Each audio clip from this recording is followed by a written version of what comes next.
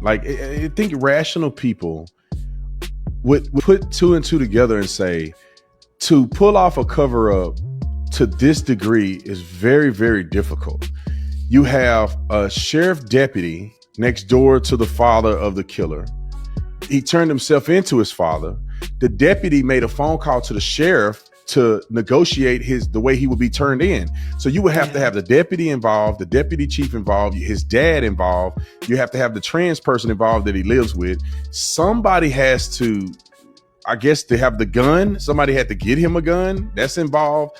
You got all these people that got video footage of Charlie's death, unfortunately. So you can see on the footage that there's no entry exit. It's just an entry wound.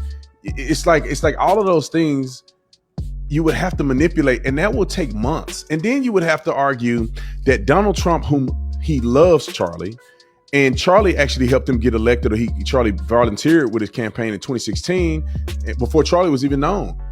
And then Charli is the only reason, in my opinion, not the only reason, he's one of the major reasons he got elected this time. And he had popularity in 2020. And then we need to win again in 2028. Why would you take out that guy?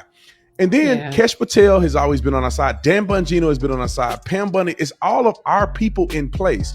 So the biggest Christian conservative martyr of our lifetime loses his life. And somehow we think that our favorite people are going to cover it up.